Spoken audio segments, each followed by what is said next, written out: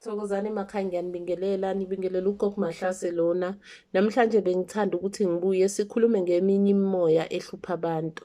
Lana-ke bengifisa ukukhuluma ngemimoya yezingane ezaphuphuma zangaphethelwa izinto. Lapha-ke sikhuluma ngama-miscarriages kanye nama-abortion.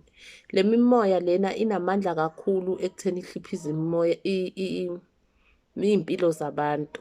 Ngobani? Ngoba kusuke kuwukuthi singabantu sithatha ngokuthi le mimoya lena akusibona abantu abaphilile, akusiyona imimoya edinga ukuphethelwa izinto. Kanti-ke nayo kusuke imimoya ephilile ngoba isuke iphilile esibelethweni sikamama wakhe. Kusuke kudingeka ukuthi lo mntwana aphethelwe izinto ukuze akwazi ukuthi abuyele kwelamathonga afane neminye imimoya esuke iphilile edinga ukuthi ibuyeliswe kwelamathonga ukuze ikwazi ukuthi ibe at peace. Umntwana-ke osuke ebe kulesi simo lesi sokuthi aphuphume angaphili kulo mhlaba uba namandla kakhulu ekutheni enze impilo ibe nzima kulabo abasuke beqondene nayo. Uyakwazi ukuthi ablokhe impilo yomuntu. Umuntu osuke nalesi simo lesi ujwayele ukuthi abe nama-failed relationships. Ama-relationships akhe afeyiliswa yini? Ukuthi wena usuke umbethwe ubumnyama. Uthi uma ungena kwi-relationship uthi usuhlangana nalo partner lona, lo moya lona uvuke ulake ngoba phela usuke ubona ukuthi wena uzojabula. Ibuza-ke ingane ithi uzojabula kanjani mina ngibe ngingajabuli. Kube yilapho-ke isiwuchitha leyo relationship. Iphinde futhi kube nesimo lana ukuthi impilo yomuntu ivele ime, ingabe isaba nokuya phambili. Lokhu kusuke futhi kwenziwa iloyo moya ungafuni ukuthi uthole injabulo empilweni yakho.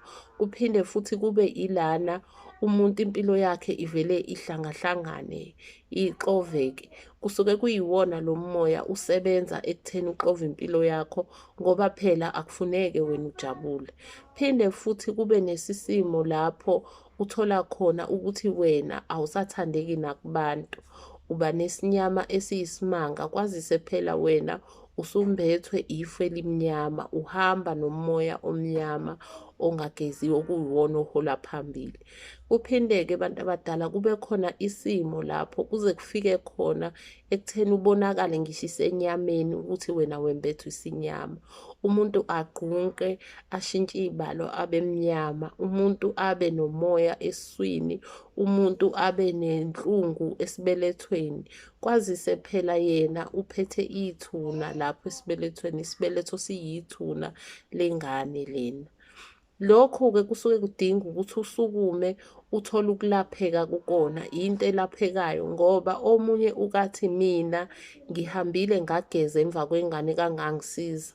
Kufanele ukungasizi ngoba uma ugeza usuke wena ugeza inyama yakho ngoba phela wena usuke udlula esimweni sokufelwa. Usuke ungagezi yona ingane, usuke ungalungiseleli yona ingane kule simo lesi sikamoya. Usuke uzilungisa wena nyama yakho ngenxa yokuthi ufelwe, njengoba sike sigeze uma sifelwe iy'hlobo zethu. Kusuke kudinga lana ukuthi ingane ilungiselwe yona specially ngokuthi iqale umzali lona abelethiswe lo moya lona ukuze ukwazi ukuthi ukhululeke.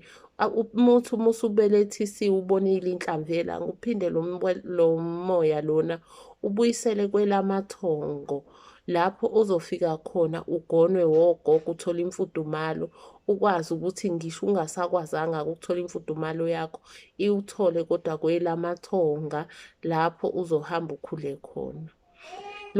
Lo moya-ke nakubona abantu besilisa uyakwazi ukwenza iy'mpilo zabo zibe nzima, especially mekuwukuthi umuntu wesilisa utsheniwe ngale senzo phambi kokuthi senziwe noma after ukuthi senziwe.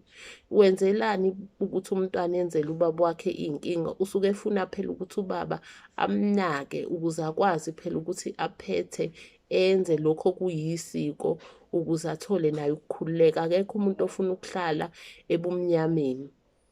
Yilokho-ke abantwana basuke bekufuna ukuthi banikezwe ukukhanya, banikezwe indlela ukuze nabo bafane neminye imimoya ekhanyiseliwe, yenzelwa, yaphethelwa. Sithembe-ke bantu abadala kukhona lapho esikhanyisa khona. Sithi akukhanye njalo, kukhanye ekujuleni kwemsamo. Sithi akudede ubumnyama kuze kukhanya njalo njalo. Emakhosini amahle, makhosi.